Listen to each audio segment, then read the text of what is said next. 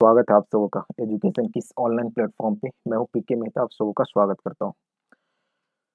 आज का जो वीडियो है उसमें आपको देखने के लिए मिलेगा बिहार सब इंस्पेक्टर मेंस के लिए और एनटीपीसी सीबीटी 2 के लिए ग्रुप डी या किसी भी जनरल कंपटीशन का आप एग्जाम की तैयारी करो जिसमें जीके और जीएस के सवाल पूछे जाते हैं या फिर स्टैटिक्स जीके और करंट अफेयर के सवाल पूछे जाते हैं, तो ये वीडियो आपके लिए सफिशियंट साबित होगा। तो पूरे वीडियो को देखिएगा, अच्छा कंटेंट है वीडियो में और नए क्वेश्चंस हैं इसमें और काफ़ी सारे क्वेश्चंस को एक्स्ट्रा फैक्ट्स दिए गए हैं, अच्छा डिस्कशन कराया गया है। तो पूरे क्वेश्चंस पूरे वीडियो को देखिएगा और वीडियो को लाइक ज़रूर कीजिएगा और अपने दोस्तों में ज़रूर इसे शेयर कीजिएगा। अगर चैनल पे नए हैं तो चैनल को भी सब्सक्राइब ज़रूर कर लीजिएगा। चलिए शुरू करते हैं और देखते हैं पहला क्वेश्चन। ये पहला क्वेश्चन करा है, ऑर्डर ऑफ द ड्यूक गयाल्पो किस देश का सर्वोच्च नागरिक पुरस्कार है? बहुत इंपॉर्टेंट क्वेश्चन है, किसी भी एग्जाम में ये क्वेश्चन आने की प्रबल संभावना है क्योंकि अभी ये पुरस्कार जो है वो भारत के प्रधानमंत्री जो नरेंद्र मोदी को यह पुरस्कार दिया गया है। तो याद रखना है कि ऑर्डर ऑफ द ड्यूक गयाल्पो किस देश का सर्वोच्च नागरिक पुरस्कार है? तो यह पुरस्कार जो है वो भूटान का है। कौन सा देश का है? भूटान का है। याद रखना है कि ऑर्डर ऑफ द ड्यूक गयाल्पो किस देश का सर्वोच्च नागरिक पुरस्कार है? तो यह भूटान का है। कारण क्यों है इसका चर्चा में आने का? इसके चर्चा में आने का कारण यह है साहब कि अभी ये पुरस्कार जो है वो भारत के प्रधानमंत्री नरेंद्र मोदी को दिया गया है। देने का कारण ये बताया गया है कि भारत ने भूटान को कोरोना काल में बहुत ज्यादा सहयोग किया है। इसलिए भारत को सम्मानित करने के लिए भारत के प्रधानमंत्री को भूटान ने अपने देश का सर्वोच्च नागरिक पुरस्कार ऑर्डर ऑफ द डार्क गयाल्पो नामक पुरस्कार दिया है। याद रखना है ये बातें। अब देखिए कि भारत के प्रधानमंत्री को और कौन कौन से देश का या और कौन कौन से संस्था के द्वारा सर्वोच्च पुरस्कार दिया गया है। देखिए अमेरिका के द्वारा दिया गया order of the Saint Andrews. कौन सा पुरस्कार? Order of the Saint Andrews नामक पुरस्कार दिया गया है। वहीं यूएई के द्वारा दिया गया है सर्वोच्च नागरिक पुरस्कार ऑर्डर ऑफ द जायद। ऑर्डर ऑफ द जायद किस देश का सर्वोच्च नागरिक पुरस्कार है? तो यूएई का। और ये पुरस्कार भी नरेंद्र मोदी को दिया गया है। उसके बाद देखिए अफगानिस्तान का सर्वोच्च नागरिक पुरस्कार है ऑर्डर ऑफ द गाजी अमीर। क्या नाम है इसका? ऑर्डर ऑफ द गाजी अमीर। ये पुरस्कार भी नरेंद्र मोदी को दिया गया है। उसके बाद देखिए सऊदी अरब का सर्वोच्च पुरस्कार ऑर्डर ऑफ अब्दुल अजीज। क्या नाम है इसका? ऑर्डर ऑफ अब्दुल अजीज। ये सऊदी अरब का है। तो याद रखना, देखिए अमेरिका का कौन सा? Order of Saint Andrews. उसके बाद सऊदी अरब का कौन सा? ऑर्डर ऑफ द जायद। अफगानिस्तान का कौन सा? ऑर्डर ऑफ द गाजी अमीर। सऊदी अरब का ऑर्डर ऑफ द अब्दुल अजीज। ये पुरस्कार नरेंद्र मोदी को दिया गया है। उसके बाद देखिए मालदीव का पुरस्कार एक है जो सर्वोच्च नागरिक पुरस्कार है, डिस्टिंग्विश्ड रूल ऑफ निजाम उद्दीन। बस आप याद रखिए कि रूल ऑफ निजाम उद्दीन नामक पुरस्कार जो है वो मालदीव का है और ये पुरस्कार भारत के प्रधानमंत्री नरेंद्र मोदी को दिया गया है। अब देखिए आगे है राष्ट्रीय संयुक्त राष्ट्र पर्यावरण कार्यक्रम यूएनईपी, जिसका स्थापना 1972 में नैरोबी में, जिसका मुख्यालय है यूनाइटेड नेशन एनवायरमेंटल प्रोग्राम, जिसका फुल फॉर्म होता है। इसके द्वारा चैंपियन ऑफ द अर्थ पुरस्कार दिया गया है नरेंद्र मोदी को। तो याद रखना है चैंपियन ऑफ द अर्थ नामक पुरस्कार नरेंद्र मोदी को किस संस्था के द्वारा दिया गया? तो यूएनईपी के द्वारा दिया गया है। उसके बाद देखिए स्वस्थ भारत अभियान के लिए बिल एंड मिलिंडा गेट्स के द्वारा गोल्डन गोलकीपर अवार्ड भी नरेंद्र मोदी को दिया गया है। तो ये सभी पुरस्कार नरेंद्र मोदी को दिया गया। देखिए आगे भी लिखा हुआ है कि column of the state of Palestine नामक पुरस्कार भी इन्हें दिया गया। तो इसमें कुछ इंपॉर्टेंट जैसे अमेरिका का हो गया, सऊदी अरब का, यूएई का हो गया, अफगानिस्तान का हो गया, मालदीव का हो गया। फिर सबसे ज्यादा इंपॉर्टेंट इसमें यूएनईपी का जो चैंपियन ऑफ द अर्थ पुरस्कार दिया गया है। तो ये सभी पुरस्कार जो है वो नरेंद्र मोदी को दिया गया है। किसके लिए? तो इनके अच्छे कार्यों के लिए दिया गया है और विदेश नीति पे इनका अच्छा कार्य रहा है, जिसके कारण ये सभी देश और सभी संस्थाओं के द्वारा उन्हें पुरस्कार दिया गया है। अब उम्मीद करते हूँ ये चीजें आपको समझ में आई होगी और थोड़ा सा हम आपको जूम आउट करके इसको दिखा दे रहे हैं। देखिए कौन कौन सा पुरस्कार अमेरिका का है, order of the Saint Andrews, ये सर्वोच्च नागरिक पुरस्कार है। तो क्वेश्चन सीधा ये भी पूछ सकता है कि order of the Saint Andrews नामक पुरस्कार जो सर्वोच्च नागरिक पुरस्कार है जो किस देश का है? तो याद रखना अमेरिका का है। उसके बाद यूएई का ऑर्डर ऑफ द जायद पुरस्कार है, अफगानिस्तान का ऑर्डर ऑफ द गाजी अमीर है, सऊदी अरब का है ऑर्डर ऑफ द अब्दुल अजीज, पुरस्कार है मालदीव का है रूल ऑफ निशान इजुद्दीन। उसके बाद देखिए यूएनईपी के द्वारा दिया गया चैंपियन ऑफ द अर्थ, और बिल एंड मिलिंडा गेट्स के द्वारा गोल्डन गोलकीपर अवार्ड दिया गया है। तो ये सभी पुरस्कार जो है वो नरेंद्र मोदी को दिया गया है, तो याद रखना ये सभी क्वेश्चन। अब आइए हम बात करते हैं भूटान के बारे में थोड़ा सा और, कि भूटान जो है देखिए ये है भूटान। यहाँ का राजधानी आपको पता होगा, भूटान की राजधानी थिम्पू है, और यहाँ की जो भाषा है वो पूछा गया क्वेश्चन में, याद रखिएगा जोगखा, जोड़खा, याद रखना है जोड़खा। उसका नाम है क्या, हम लिख दे रहे हैं जोड़खा नाम है उसका, जोरखा, याद रखना है क्या है, तो ये भूटान की भाषा है। उसके बाद यहाँ के राजा का नाम अगर आपसे पूछ दे कि राजा कौन है, तो राजा का नाम है जिम्मे खेसर। क्या नाम है, जिम्मे खेसर। यहाँ का अगर प्रधानमंत्री का नाम पूछ दे, पीएम का नाम पूछ दे, तो यहाँ के पीएम का नाम है लोट्टे शेरिंग। क्या नाम है, लोट्टे शेरिंग। क्या नाम है, लोट्टे शेरिंग। अब यहाँ से और भी क्वेश्चन आपसे पूछा जा सकता है, किसकी सीमा कौन कौन सा राज्यों से लगता है भारत में। तो देखिए यहाँ से सिक्किम की से सीमा लग रही है, यहाँ से पश्चिम बंगाल की सीमा, और यहाँ पे आपका आसाम से, और इस तरफ अरुणाचल प्रदेश से। भारत के 4 राज्य सिक्किम, पश्चिम बंगाल, असम और अरुणाचल प्रदेश से भूटान की सीमा लगती है। तो ये सभी बातें आपको याद रखना है। हमने आपको मैप के सहारे भी बताया, और जो इसके फैक्ट्स थे मैंने उसको भी बताने का प्रयास किया, तो याद रखना ये। चलिए अब चलते हैं दूसरे क्वेश्चन पे। 2 नंबर क्वेश्चन कह रहा है कि भारत में जय हिंद सेतु कहाँ पर अवस्थित है। तो देखिए जय हिंद सेतु जो है वो अवस्थित है आपका कोलकाता में। कहाँ पे, कोलकाता में। आपको याद होगा कि सुभाष चंद्र बोस के जन्म दिवस पे ही, सुभाष चंद्र बोस के जन्म दिवस पे जो पश्चिम बंगाल के मुख्यमंत्री है ममता बनर्जी, उन्होंने ही वहां का एक पुराना पुल था, उसका नाम सुभाष चंद्र बोस के नाम पर, जो जय हिंद का नारा दिया गया था, उन्हीं के नाम पे कोलकाता में इस पुल का नाम रख दिया गया। तो याद रखना कि जय हिंद पुल कहाँ पे है, तो कोलकाता में है। अब देखिए कोलकाता में जो बंदरगाह था, कोलकाता बंदरगाह था, उसका नाम बदल दिया गया, और किनके नाम पर रख दिया गया, तो श्यामा प्रसाद मुखर्जी के नाम पर। याद रखना श्यामा प्रसाद मुखर्जी के नाम पर रख दिया गया है। तो याद रखना ये जय हिंद सेतु कहाँ पे है, तो ये कोलकाता में है। और कोलकाता का ये पश्चिम बंगाल में पड़ता है कोलकाता, तो पश्चिम बंगाल के मुख्यमंत्री का नाम ममता बनर्जी, और यहाँ के अगर गवर्नर की बात करें तो जयदीप धनखड़। आइए अगले क्वेश्चन पे। क्वेश्चन नंबर 3, भारत में कृषि लागत के संदर्भ में एमएसपी क्या है। एमएसपी का अर्थ क्या होता है, वो पूछा गया क्वेश्चन में आपसे कि एमएसपी का मतलब क्या होता है। एमएसपी का मतलब क्या होता है वो, कि मैक्सिमम सेलिंग प्राइस, या मिड टर्म सप्लाई प्लान, या मिनिमम सपोर्ट प्राइस, या फिर मॉडल स्टेबिलिटी प्रोडक्ट। क्या होता है इसका फुल फॉर्म, तो इसका फुल फॉर्म जो होता है मिनिमम सपोर्ट प्राइस। क्या होता है, मिनिमम सपोर्ट प्राइस, न्यूनतम आरक्षित मूल्य जो होता है उसी को बोलते हैं minimum support price, MSP. MSP जो है वो जारी कौन करता है, ये क्वेश्चन पूछा गया। और एमएसपी कितने फसलों के लिए जारी किया जाता है, ये क्वेश्चन भी पूछा गया है। देखिए एमएसपी जो है वो 22+1 फसल, ठीक है। तो 22+1 में कि 22 के लिए तो एमएसपी जारी किया जाता है, एमएसपी जारी किया जाता है। और एक फसल है गन्ना, कौन सा है, गन्ना। तो गन्ना के लिए जो जारी किया जाता है उसे बोलते हैं, गन्ना के लिए जो जारी किया जाता है उसे क्या बोलते हैं, उसे बोलते हैं उचित। क्या बोलते हैं, उचित एवं लाभकारी मूल्य, लाभकारी मूल्य। तो ध्यान रखना है कि निम्नलिखित में से अगर पूछ दे कि किस फसल के लिए उचित एवं लाभकारी मूल्य जारी किया जाता है, तो ये गन्ना के फसल के लिए। टोटल 23 फसल के लिए, उसमें 22 के लिए एमएसपी और एक गन्ना के लिए उचित एवं लाभकारी मूल्य जारी किया जाता है। ध्यान रखना ये एमएसपी, एमएसपी जारी किया जाता है किसके द्वारा, ये याद रखिए कि एमएसपी जो है वो कृषि लागत एवं मूल्य आयोग के द्वारा। ये क्वेश्चन पूछा गया है कि एमएसपी का निर्धारण कौन करता है, तो कृषि लागत एवं मूल्य आयोग के द्वारा। कृषि लागत एवं मूल्य आयोग के द्वारा एमएसपी जारी किया जाता है। कितने फसल के लिए, टोटल 23 फसल, उसमें 22 है एमएसपी के लिए, एक है गन्ना के लिए। तो गन्ना के लिए जारी किया जाता है उचित एवं लाभकारी मूल्य। क्या होता है एमएसपी, एमएसपी वह न्यूनतम मूल्य है, वह न्यूनतम मूल्य है। एमएसपी के बारे में अगर आपको बताएं तो वह न्यूनतम मूल्य जिससे कम में यह सरकार के द्वारा निर्धारण कर दिया गया है, उससे कम में किसान इससे कोई अनाज नहीं खरीदता है, यही न्यूनतम समर्थक मूल्य कहलाता है ना? तो याद रखना है कि एमएसपी क्या है? तो वह न्यूनतम मूल्य जिसके नीचे जाकर मतलब वो किसान का जो उपज का अनाज है उसे खरीदा नहीं जा सकता, उसी को एमएसपी बोलते हैं। और ये कृषि एवं लागत मूल्य के द्वारा इसे आयोग के द्वारा इसे जारी किया जाता है।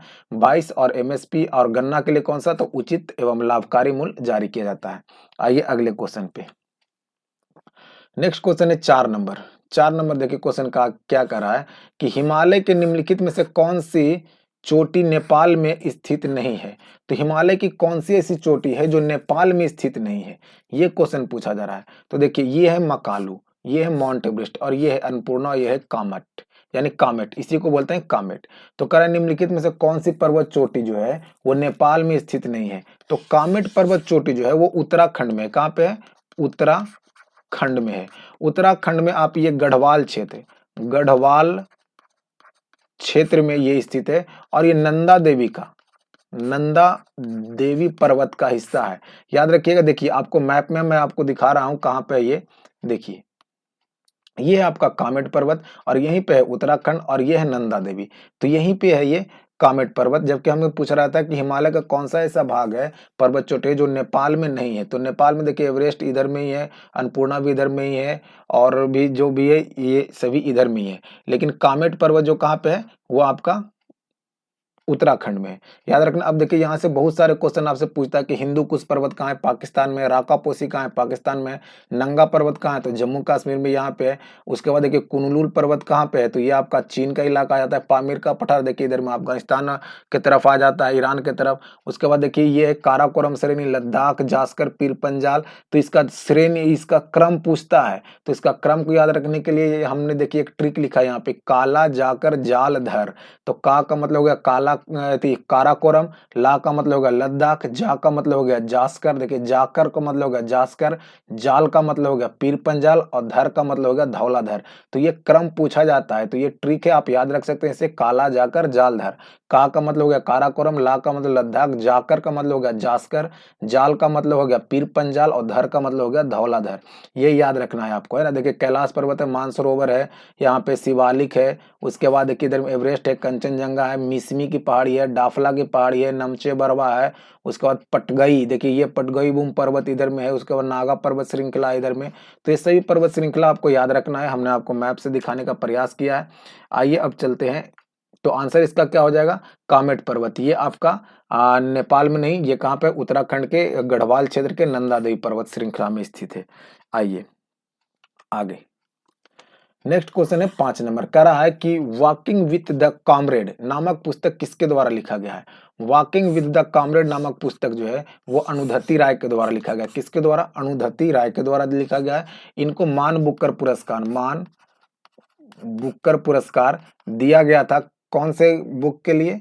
तो the God of a small thing, the God of a small thing के लिए। याद रखना है कि अरुंधति राय को मान बुकर पुरस्कार किसके लिए दिया गया था? तो the God of a small thing. मान बुकर पुरस्कार की शुरुआत कब से हुआ? 1969 से। तो याद रखना है वॉकिंग विथ द कॉमरेड किसकी पुस्तक है? अरुंधति राय की है। और मैन बुकर पुरस्कार कौन से पुस्तक के लिए नहीं दिया गया? तो the God of a small thing के लिए। और मान बुकर पुरस्कार की शुरुआत कब से हुई? तो 1969 से। और ये रहा जो आपका नया सीरीज स्टार्ट हुआ है प्राचीन भारत, हम पढ़ा रहे हैं उसमें, और क्रॉन पब्लिकेशन के बुक से हम आपको पढ़ा रहे हैं। लेकिन इसमें हम आपका लूसेंट का भी कंटेंट जो भी है वो भी डाल रहे हैं इसमें। उसके बाद दृष्टि आईएएस का जो बुक आता है उसका भी कंटेंट डाल रहे हैं। प्लस में जो मैं कोर्स ले रखा हूँ उसका वो जो कोर्स मैंने किया है आपको बीपीएससी के लिए, मैं उसके कंटेंट को भी इसमें, और अपना एक अनुभव है उसे मैं इसमें शामिल कर रहा हूँ। तो वीडियो जरूर देखिए, अपने दोस्तों में जरूर शेयर कीजिए, और खास तौर पे ये वीडियो उन तक शेयर कीजिए जो अभी इंटरमीडिएट पास करके आए हैं और जो जनरल कंपटीशन में तैयारी करना चाहते हैं। तो अभी 2 ही क्लास इसका हुआ है, आज हमने दूसरा क्लास इसका डाला था और धीरे धीरे अभी थोड़ा स्लो चल रहे हैं, धीरे धीरे इसको भी तेज करेंगे। तो जरूर अपने दोस्तों में शेयर कीजिए। चलिए चलते हैं अगले क्वेश्चन पे। नेक्स्ट है 6 नंबर क्वेश्चन। कह रहा है कि भारत पुरातात्विक सर्वेक्षण के पहले महानिदेशक कौन थे? देखिए ये क्वेश्चन आज के ही वीडियो में हमने हिस्ट्री में जो पढ़ा रहा है उसमें पढ़ाया है कि भारतीय पुरातात्विक सर्वेक्षण विभाग का फादर किसे कहा जाता है, यानी फादर किसे कहा जाता है भारत में सर्वेक्षण विभाग का। तो भारतीय सर्वेक्षण विभाग का महानिदेशक पूछे या फादर पूछे, अलेक्जेंडर कनिंघम को बोला जाता है। किसे बोला जाता है? अलेक्जेंडर कनिंघम को। याद रखना है, भारत में पुरातात्विक सर्वेक्षण विभाग का पहले महानिदेशक या तो आपसे पूछ दे कि फादर किसे बोला जाता है, तो अलेक्जेंडर कनिंघम को बोला जाता है। आइए अगले क्वेश्चन पे। क्वेश्चन नंबर 7 कह रहा है क्या कि मकड़ी के जाल खाली स्थान के बने होते हैं जो प्रोटीन के बने प्राकृतिक फाइबर हैं। यानी मकड़ी के जाल किसका बना होता है? जो प्राकृतिक के बना प्रोटीन से बना प्राकृतिक फाइबर होता है। तो ये जो बना होता है वो बना होता है रेशा से। किससे बना होता है? रेशा से बना होता है। याद रखना है कि मकड़ी की जो जाल है वो रेशा से बना होता है और रेशा जो है वो प्रोटीन से बने प्राकृतिक फाइबर है। क्या है? प्राकृतिक फाइबर है। प्रोटीन की बात है तो प्रोटीन के बारे में आप थोड़ा जान लीजिए कि प्रोटीन का नामकरण जो किया था वो बर्जिलियस के द्वारा, किसके द्वारा? बर्जिलियस के द्वारा किया गया था। और प्रोटीन को हम बॉडी बिल्डिंग भी बोलते हैं ना। बॉडी का जो निर्माण होता है प्रोटीन से होता है। मानव शरीर में 20 प्रकार के अमीनो अम्ल से मिलने से प्रोटीन बनता है। एक कार्यशील महिलाओं को एक दिन में लगभग 45 ग्राम प्रोटीन की आवश्यकता होती है और प्रोटीन की कमी से क्वारियोकस नामक बीमारी होता है। आइए अगले क्वेश्चन पे। क्वेश्चन नंबर 8 क्या करा है कि निम्नलिखित में से कौन सा ग्रैमी पुरस्कार जीतने वाले पहली भारतीय महिला बनी? तो देखिए ये सब क्वेश्चन बहुत इंपॉर्टेंट होता है, वीवीआई क्वेश्चन है ये सब। आपको एग्जाम में आएगा कि ग्रैमी पुरस्कार जीतने वाली पहली महिला कौन बनी है, तो तन्वी शाह बनी है। क्या नाम उनका? तन्वी शाह। ग्रैमी पुरस्कार जीतने वाली पहली महिला कौन है? तन्वी शाह। संगीत के क्षेत्र में दिया जाता है। किस क्षेत्र में दिया जाता है? संगीत के क्षेत्र में दिया जाता है और 1958 से इसकी शुरुआत हुई है ग्रैमी पुरस्कार की। तो याद रखना है ग्रैमी पुरस्कार का विजेता कौन है? तन्वी शाह और 1958 से इसकी शुरुआत हुई है और संगीत के क्षेत्र में यह पुरस्कार दिया जाता है। आइए अगले क्वेश्चन पे। नेक्स्ट क्वेश्चन है कि ओलोंग एक प्रकार का है। ओलोंग एक किसका प्रकार है? तो ओलोंग जो है वो एक चाय का प्रकार है। किसका प्रकार है? चाय का प्रकार है। याद रखना है डायरेक्ट ये कि ओलोंग किसका एक प्रकार है, तो ओलोंग एक चाय की प्रकार है। आइए अगले क्वेश्चन पे। 10 नंबर क्वेश्चन कर रहा है कि पौधे में जल संवहन ऊतक कौन सा है? तो देखिए पौधे में ऊतक पाए जाते हैं 2 प्रकार के मुख्यतः, जो सबसे ज्यादा जिसका काम आता है। वैसे तो काम बहुत सारे ऊतक है उसमें पादप में, लेकिन ये जो जो यहाँ पे क्वेश्चन पूछा गया उसमें ये एक होता है जाइलम और एक होता है फ्लोएम। ये दोनों होते हैं जटिल ऊतक। इसी को बोलते हैं जटिल ऊतक। इसी को बोलते हैं संवहन ऊतक। संवहन वहन ऊतक है ना। इसी को बोलते हैं जटिल और इसी को बोलते हैं क्या? संवहन ऊतक बोलते हैं। तो अब देखिए कि इसमें पूछ रहा है कि जल का संवहन कौन करता है। तो देखिए अगर मान लिया जाए कि ये आपका पेड़ है, ये आपका पेड़ है और इसकी ये जड़ें हैं, तो जड़ से जो जल को खनिज लवण को लेकर जाता है पत्तों तक, उसका काम है जाइलम का काम है। किसका काम है? जाइलम का काम है। और जाइलम को ही बोलते हैं क्या? दारू। अब बोला जा रहा है, अब यहाँ से एक अगला क्वेश्चन जो आपसे पूछेगा कि जो पत्तों में जो भोजन का निर्माण होता है उसे पूरे पौधे तक कौन फैलाता है? तो पत्तों में जो भोजन का निर्माण होता है पूरे पौधे तक कौन फैलाता है? तो उसे फैलाता है, उसे बोलते हैं फ्लोएम। क्या बोलते हैं? फ्लोएम। तो हमें बोला है कि जल संवहन का काम किसका? तो जल को ले जाने वाले को बोलते हैं जाइलम। जल को ले जाने वाले को क्या बोलते हैं? जाइलम। लेकिन जो भोजन इसमें बनेगा उसे फैलाने वाले को बोलेंगे हम क्या? फ्लोएम। और फ्लोएम को बोलते हैं बल्क या फिर इसी को बोलते हैं बास्ट। क्या बोलते हैं? बास्ट। याद रखना है बल्क या बास्ट इसी को बोलते हैं। तो याद रखना है जल का संवहन कौन करेगा? जाइलम। और पौधे में बने भोजन को कौन फैलाएगा? तो फ्लोएम फैलाएगा। जैसे जाइलम, जैसे जल को ले जाना, फ से फ्लोएम और फ से बने हुए भोजन को फैलाना। आइए अगले क्वेश्चन पे 11 नंबर। निम्नलिखित में से कौन से सिख गुरु ने तरनताल साहिब की स्थापना की थी? तो देखिए तरनताल का तो जो खुदाई करवाया गया था वो कराया गया था रामदास के द्वारा, है ना। जिसे अमृतसर में एक जो अमृतसर तालाब जो बनाया गया था वो रामदास के द्वारा खुदाई किया गया था। लेकिन उसमें हरमंदर साहब यानी तरनताल साहब का जो निर्माण कराया गया था वो अर्जुन देव के द्वारा। किसके द्वारा? अर्जुन देव के द्वारा कराया गया था। याद रखना है किसके द्वारा? तो अर्जुन देव के द्वारा। आइए चलते हैं आगे अगले क्वेश्चन पे। नेक्स्ट है 12 नंबर की हैदराबाद रियासत को भारतीय संघ में कब विलय किया गया। तो देखिए भारत में कई एक देशी रियासत थे, लगभग 563 के आसपास देशी रियासतें थे जो स्वतंत्रता के बाद भी अलग रहना चाहते थे, लेकिन अधिकांशतः तो शामिल हो गए, लेकिन 3 ऐसे देशी रियासत थे जो शामिल नहीं हो रहे थे। एक था हैदराबाद, एक था जम्मू कश्मीर, एक था जम्मू कश्मीर और एक था जूनागढ़। एक क्या था? जूनागढ़। तो हैदराबाद को ये जम्मू कश्मीर जो था वो विलय पत्र पे हस्ताक्षर करके तो ये तो शामिल कर लिएगा, और जूनागढ़ जनमत संग्रह पे, जूनागढ़ जनमत संग्रह पे और जम्मू कश्मीर विलय पत्र पर हस्ताक्षर करके शामिल हो गया। लेकिन हैदराबाद नहीं शामिल हो रहा था, तो इसको पुलिस कार्रवाई के द्वारा इसे मिलाया गया, और पुलिस कार्रवाई को नाम दिया गया ऑपरेशन पोलो। क्या नाम दिया गया? ऑपरेशन पोलो। ऑपरेशन पोलो इसलिए नाम दिया गया कि विश्व में उस समय सबसे ज्यादा पोलो के ग्राउंड जो थे वो हैदराबाद में ही थे, इसलिए इसका नाम दिया गया था ऑपरेशन पोलो। और ये ऑपरेशन पोलो के तहत 1948 में, नवंबर 1948 में हैदराबाद को भारतीय अंग में मिलाया गया। तो याद रखना है, ऑपरेशन पोलो के तहत 1948 में, नवंबर 1948 में मिलाया गया। जम्मू कश्मीर को पूछेगा तो इसको विलय पत्र पर हस्ताक्षर करके, और जूनागढ़ को जनमत संग्रह के आधार पे। आइए क्वेश्चन नंबर 12 के बाद क्वेश्चन नंबर 13 पे। 13 नंबर क्वेश्चन कर रहा है कि मेरियाना खाई किस महासागर में अवस्थित है। तो देखिए मेरियाना खाई जो है वो पश्चिम प्रशांत महासागर में स्थित है। मेरियाना गर्त जो समुद्र में सबसे गहरा गर्त है, लगभग इसकी जो गहराई 11,033 मीटर इसकी गहराई है। याद रखना, प्रशांत महासागर की सबसे गहरी गर्त है और पूरे विश्व की सबसे गहरी गर्त है जो पश्चिम प्रशांत महासागर में स्थित है। कहाँ पे है? देखिए आपको मैप से दिखाते हैं आपको। ये है आपका फिलीपींस, और फिलीपींस से ठीक सामने यहाँ पे एक गर्त है, इसी को बोलते हैं मैरियाना गर्त, और ये पश्चिम प्रशांत महासागर का हिस्सा है। चलिए आइए अगले क्वेश्चन पे। नेक्स्ट अगला क्वेश्चन है कि जैव ऑक्सीजन मांग निम्नलिखित में से किसके लिए एक मानक मापदंड है। यानी जैव ऑक्सीजन जो है वो किसके लिए एक मानक मापदंड, यानी किसके लिए यानी मान्यता प्राप्त एक मापदंड है। क्या वो रक्त में ऑक्सीजन के स्तर को मापने के लिए, वन प्रस्तुत की तंत्रों में ऑक्सीजन स्तर के अभिकल्पना के लिए, या फिर जलीय परिस्थितिकी तंत्र में प्रदूषण जांचने के लिए, या उच्च तुंगता क्षेत्र में ऑक्सीजन स्तर का अवलोकन करने के लिए। तो इस क्वेश्चन का सही आंसर जो होगा वो सी नंबर होगा, जलीय परिस्थितिकी तंत्र में प्रदूषण जांचने के लिए इसका प्रयोग किया था। तो याद रखना है, जैव ऑक्सीजन की मांग क्यों बढ़ी है? क्योंकि जलीय परिस्थितिकी तंत्र में प्रदूषण की जांच करने के लिए। आइए नेक्स्ट अगला क्वेश्चन 15 नंबर करा, रुद्रप्रयाग किन नदियों का संगम पे अवस्थित है। तो देखिए सबसे पहले जो हम आपको फिगर लेकर आए हैं उसको आप समझिए। देखिए ये वाली जो नदी है, ये जो बद्रीनाथ है, यहाँ से निकलती है एक नदी। देखिए ये ब्लू वाली जो नदी है इस प्रकार से ये चलते हुए आ रही है, और ये गंगा के नाम से आगे बनी। तो ये नदी जो है वो अलकनंदा नदी है। कौन सा नदी है? अलकनंदा नदी है। और ये देखिए यहाँ पे एक नदी आकर इसमें मिलते हैं, इसी को नाम है धौली गंगा। क्या नाम है? धौली गंगा। और ये जहाँ पे मिलते हैं उसका नाम है विष्णु प्रयाग। क्या नाम है? विष्णु प्रयाग।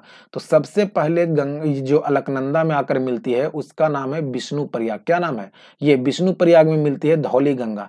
तो याद रखना है, देखिए अब यहाँ से याद इस प्रकार से रखना है कि अलकनंदा सभी नदियों में कॉमन है। देखिए सभी नदी अलकनंदा में ही आकर मिल रही है, तो अलकनंदा को नहीं याद रखना है। अब याद रखना है कि विष्णु प्रयाग में कौन सी नदी आकर मिली? तो धौली गंगा। धौली गंगा कहाँ पे आकर मिली? तो विष्णु प्रयाग में। अब देखिए ये दोनों नदी मिलकर आगे बढ़ी। अब यहाँ पे एक देखिए, यहाँ पे एक इधर से पीला वाला जो नदी है, यह इसका नाम है नंदाकिनी। क्या नाम है इसका? नंदाकिनी नाम है। इसका नाम है नंदाकिनी। और ये नंदाकिनी किससे मिल रही है? अलकनंदा से मिल रही है। तो और यहाँ पे है, इसको बोलते हैं नंद प्रयाग। इसको क्या बोलते हैं? नंद प्रयाग। तो नंद प्रयाग में नंदाकिनी मिली है किससे? अलकनंदा से। अब यहाँ पे देखिए इस तरफ से एक हरा वाला जो नदी आकर मिल रही है, यहाँ पे आकर मिल रही है, और ये अलकनंदा मिले, तो इसको बोलते हैं कर्ण प्रयाग। क्या बोलते हैं? कर्ण प्रयाग। तो कर्ण प्रयाग में कौन सा नदी आकर मिल रही है? देखिए पिंडार नदी। कौन सा नदी? पिंडार नदी। अब इधर से एक आकर मिल रही है मंदाकिनी। मंदाकिनी आकर अलकनंदा मिल रही है यहाँ पे, और इसको बोलते हैं रुद्रप्रयाग। अब देखिए इधर से आकर एक भागीरथी मिल रही है यहाँ पे, इसको बोलते हैं देवप्रयाग। तो देखिए कौन कौन सा प्रयाग है? एक तो है आपका विष्णु प्रयाग, एक है नंद प्रयाग, एक है आपका यहाँ पे कर्ण प्रयाग, एक है रुद्र प्रयाग, और एक है देव प्रयाग। तो देखिए यहाँ पे कि विष्णु प्रयाग में आपका कौन सा नदी मिली? तो धौली गंगा, कौन सा, धौली गंगा। उसके बाद नंद प्रयाग में कौन सा मिली, नंदाकिनी नदी। उसके बाद कर्ण प्रयाग में कौन सा नदी मिली, पिंडार नदी। उसके बाद आपका देखिए रुद्र प्रयाग में कौन सा नदी मिली, तो मंदाकिनी नदी मिली। और देव प्रयाग में कौन सा नदी मिली, तो यहाँ पे मिली है आपका ये भागीरथी नदी मिली। तो याद रखना है कि अलकनंदा तो सभी में कॉमन है, लेकिन आपको याद रखना है कि कौन कौन सी नदियां आकर अलकनंदा में मिल रही है। तो हमसे क्वेश्चन में यहाँ पे पूछा गया कि रुद्र प्रयाग में कौन सा नदी मिलता है, तो अलकनंदा तो देखिए सभी में कॉमन है अलकनंदा। अब अलकनंदा में रुद्र प्रयाग में आकर कौन सा मिले, मंदाकिनी मिल रही है, यानी आंसर हो जाएगा कौन सा, बी नंबर मंदाकिनी। आपको इसको जूम आउट करके आपको दिखा दे रहे हैं कौन सा नदी कहाँ पे मिल रहा है। देखिए ये है आपका बद्रीनाथ, और बद्रीनाथ से ये निकल गई धौली गंगा, विष्णु प्रयाग, ये नंद प्रयाग, और नंद प्रयाग में नंदाकिनी मिल गई। उसके बाद देखिए इधर से पिंडार नदी आ रही थी, पिंडार नदी कर्ण प्रयाग में आकर मिल गई। उसके बाद इधर से मंदाकिनी आ रही थी, मंदाकिनी आकर रुद्र प्रयाग में मिल गई। ये भागीरथी हो गई, और भागीरथी आकर देव प्रयाग में मिल गई। तो उम्मीद करते हैं चीजें आपको समझ में आई होगी। चलते हैं अगले वीडियो क्वेश्चन पे।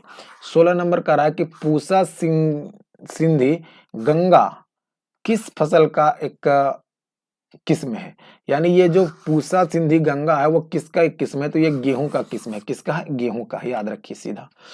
अगले क्वेश्चन पर 17 नंबर, 9 दिसंबर 1946 को पहली बैठक से भारत के संविधान सभा कितने समय तक अवस्थित में रहा था, ये होना चाहिए, है ना। यानी जब संविधान सभा की पहली बैठक हुई थी तो उसके बाद 26 नवंबर 1949 को संविधान को लागू कर दिया गया। तो वो जो अंतराल है वो 3 वर्ष 1 माह और 16 दिन का है। तो याद रखना है कि संविधान की पहली बैठक से संविधान की पहली बैठक से संविधान को लागू होने तक जो संविधान सभा का चला ये संविधान का कार्यकाल चला वो 3 वर्ष 1 माह और 16 दिन का रहा। चलिए आइए अगले क्वेश्चन पे 18 नंबर कर टोक्यो ओलंपिक 2020 में जो 2021 में आयोजन किया गया, कब किया गया, 2021 में कहां से नहीं होगा, कांस्य पदक, कौन सा पदक, कांस्य पदक के लिए भारतीय पुरुष हॉकी टीम ने निम्नलिखित में से किस देश को हराया था। तो कांस्य पदक जीतने के लिए उसने जर्मनी को हराया था। 5-4 से ये गेम खत्म हुआ था, यानी 5 गोल इंडिया किया, 4 गोल जर्मनी के द्वारा किया गया था, और भारत ने कांस्य पदक जीता था 41 साल बाद। 19 नंबर क्वेश्चन है, संयुक्त राष्ट्र सुरक्षा परिषद में बैठक की अध्यक्षता करने वाले पहले भारतीय प्रधानमंत्री कौन है। तो संयुक्त राष्ट्र सुरक्षा परिषद की बैठक की अध्यक्षता करने वाले पहले प्रधानमंत्री नरेंद्र मोदी। कौन है, नरेंद्र मोदी है। जबकि यूएनओ के महासभा में सबसे पहले भाषण देने वाले हैं विजया लक्ष्मी पंडित, याद रखना है ना। और यूएनओ के महासभा को हिंदी में संबोधित करने वाले पहले व्यक्ति हैं अटल बिहारी वाजपेयी, है ना। अब भाई सुरक्षा परिषद जो है वो यूएनओ का एक भाग है। इसमें टोटल 15 मेंबर होते हैं, 15 में 5 अस्थाई होते हैं। क्या होते हैं, 5 अस्थाई होते हैं, और जबकि 10 अस्थाई होते हैं। इनका कार्यकाल 2 वर्षों के लिए होता है। कितने वर्ष के लिए, 2 वर्ष के लिए होता है। 5 अस्थाई में कौन कौन है, तो 5 अस्थाई का आपको नाम याद रखना है। एक है यूएसए, एक है यूके, एक है फ्रांस, एक है चाइना, और एक है आपका रसिया। तो ये 5 है, और इन पांचों के पास वीटो पावर होता है। कौन सा पावर होता है, वीटो पावर। सबसे पहले वीटो पावर का प्रयोग किसने किया था, तो यूएसए ने। लेकिन सबसे अधिक बार किसने किया, तो रूस ने किया वीटो पावर का प्रयोग। याद रखिएगा ये सभी चीजें। आइए अगले क्वेश्चन पे 20 नंबर क्वेश्चन और लास्ट क्वेश्चन है। तो वीडियो पसंद आया तो जरूर लाइक कीजिएगा, अपने दोस्तों में शेयर कीजिएगा, चैनल पे नए तो सब्सक्राइब जरूर कीजिएगा, और एक प्यारा सा कमेंट्स जरूर दीजिएगा, ताकि आपके कमेंट से हमारा मोटिवेशन बने और हम आपके लिए ऐसे वीडियो लेकर आते रहें। किस भारतीय संगठन या संस्था ने एक नई योजना फास्टर प्रारंभ किया है। तो फास्टर नामक योजना जो प्रारंभ किया गया वो भारत के सर्वोच्च न्यायालय के द्वारा प्रारंभ किया गया है। भारत के सर्वोच्च न्यायालय का गठन अनुच्छेद 124 के तहत, और वर्तमान में इसके मुख्य न्यायाधीश 48वें मुख्य न्यायाधीश है एन.बी. रमन्ना। क्या नाम है, एन.बी. रमन्ना, याद रखना है ना। आरबीआई के नए अध्यक्ष बनाया गया किसे, तो बी.के. यानी विनय कुमार त्रिपाठी को बनाया गया। याद रखना। सीबीआई के नए महानिदेशक कौन है, सुबोध कुमार जायसवाल। कौन है, सुबोध कुमार जायसवाल। और आरबीआई के बारे में बहुत सारे फैक्ट्स। आरबीआई के वर्तमान में कौन है? शक्तिकांत दास। क्या नाम है? शक्तिकांत दास। और ये 25वें गवर्नर है। आरबीआई एक्ट 1934 में आया, 1935 में इसकी स्थापना हुई, 1937 से इसका मुख्यालय मुंबई कर दिया गया, 1935 में इसका मुख्यालय कोलकाता में था और 1949 में इसका राष्ट्रीयकरण कर दिया गया। तो ये था आज का वीडियो जिसमें आपको 20 क्वेश्चंस थे और अच्छा कंटेंट दिया गया आपको, और उम्मीद करते हैं वीडियो पसंद आया होगा। दोस्तों में जरूर शेयर कीजिएगा, वीडियो को लाइक कीजिएगा, अपना कमेंट्स जरूर दीजिएगा। मिलते हैं अगले वीडियो में। जय हिंद, वंदे मातरम।